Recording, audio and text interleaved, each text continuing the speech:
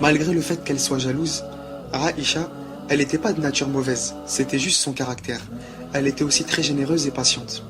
Après la bataille de Khaybar, il y a eu une hausse des richesses et les gens en général, ils demandaient plus d'argent que ce qu'il en fallait. Alors le prophète alayhi salam, il s'est écarté de ses femmes qu'il avait rendues tristes par rapport à ça justement.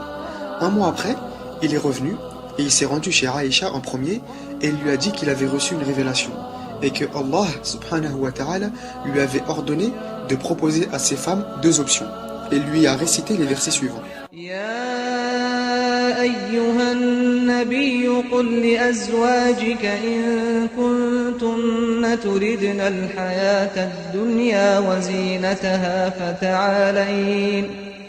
فتعالين أمتعكن وأسرحكن سراحا جميلا وإن كنتن تردن الله ورسوله والدار الآخرة فإن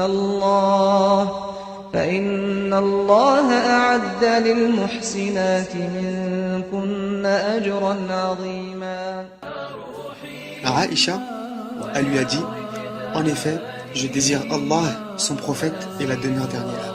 Et toutes les autres épouses ont suivi sa réponse. Aïcha, elle a respecté ce choix pendant la vie du prophète alayhi salam et même après, comme le montre l'histoire des musulmans qui avaient reçu vraiment beaucoup de richesses. Elle a alors reçu un cadeau de 100 000 dirhams. Quand elle a reçu cet argent, elle jeûnait. Et écoutez bien, elle a distribué la totalité. J'ai bien dit la totalité de cet argent aux pauvres et aux nécessiteux sans réfléchir une seule seconde. Et vous savez pourquoi je dis sans réfléchir une seule seconde? Parce qu'après, sa servante, elle lui a dit, t'aurais quand même pu garder un dirham pour acheter de la viande pour rompre ton jeûne. Elle lui a ramené du pain et de l'huile. Et Aïcha lui a répondu, si je m'en étais rappelé, je l'aurais fait. Subhanallah. C'était Aïcha. Aïcha, la femme qui était avec le prophète alayhi salam jusqu'à son dernier souffle. Elle serrait sa tête contre sa poitrine. Elle a pris le siwak, l'a mâché pour le ramollir et l'a donné au prophète alayhi salam qui était vraiment très faible pour qu'il se nettoie les dents avec. Ensuite, le prophète alayhi salam, il a perdu connaissance. Et Aïcha, elle a cru qu'il était mort. Mais une heure après, il a ouvert les yeux et à ce moment-là, elle s'est rappelé que le prophète alayhi salam, il lui disait « Aucun prophète ne meurt avant que ne lui soit montré sa place au paradis et qu'il n'ait eu le choix entre vivre et mourir. » Après, Aïcha, elle a dit « Il ne nous choisira pas maintenant. » Dans le sens, il a vu sa place au paradis, il ne va pas nous choisir nous et ce bas monde. Et à ce moment-là, elle a entendu le prophète alayhi salam murmurer ces mots « Avec la communion suprême au paradis, avec ceux sur qui Allah a répandu ses faveurs, les prophètes, les martyrs et les justes. » Et il murmura encore « Ô Seigneur, avec la communion suprême. » Et ce fut les derniers mots qu'elle entendit sortir de la bouche du prophète alayhi salam. Après la mort du prophète alayhi salam, Aïcha, elle a passé l'essentiel de son temps à apprendre et comprendre le Coran et la Sunna.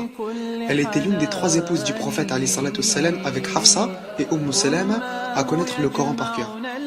Et elle possédait d'ailleurs son propre exemplaire du Coran. En ce qui concerne les hadiths, elle était l'une des 4 personnes avec Abu Huraira, Ibn Omar et Anas ibn Malik à avoir transmis plus de 2000 hadiths.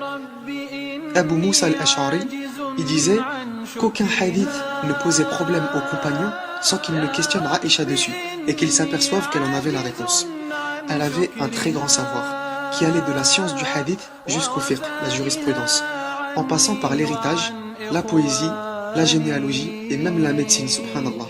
Les compagnons, ils se tenaient pas de sa science en hadith et en fiqh, parce que c'était la femme du prophète, alayhi salam.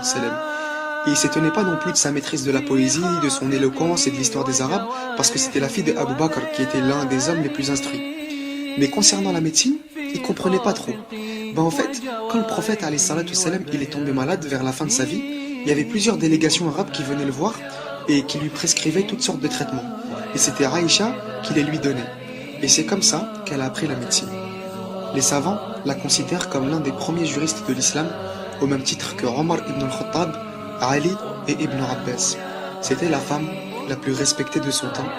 Elle est morte pendant le mois de Ramadan et pendant qu'elle enseignait, elle a été enterrée au cimetière de Médine avec bon nombre de compagnons et une autre montagne de science s'est alors envolée. الله